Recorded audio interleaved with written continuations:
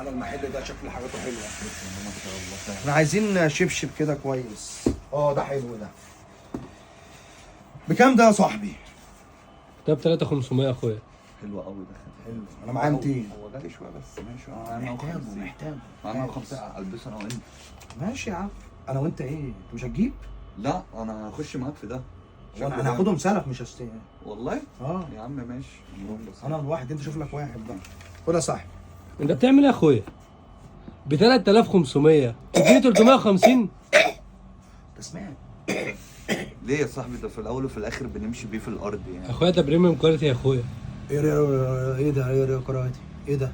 كام سلندر يعني؟ ده بالكرتونه يعني اللي انت بتقوله ده ولا ايه؟ بالبوكس بتاعه، بالداست باك بتاعه، بكل حاجه. لا بس لا ده لا. كده ايوه اير باج اللي هو بتاع العربيه، ما انا بقول له كام سلندر. لا يا فندم بالكفر بتاعه. ايوه ماشي 3500. ايوه ب ده 3500 يعني بيمشي لوحده بيقول بابا وماما الكلام ده. معلش عايزين نفهم ايه الكلام ده، مش فاهم. ده انا بال 3500 دول اعمل عيد ميلاد هدوم ده انا افتح فرشه يا جدع. وابيع فيها.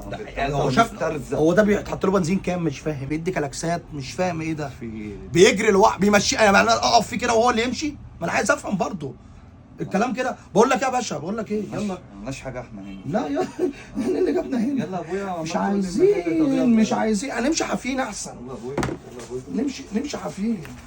يلا بينا يابا. يلا ابويا. اديتك ال 150 ها؟ 150 اديتهم لك يابا. انت نايم يا عم. يلا يا عم. يا عم. يا عم يلا.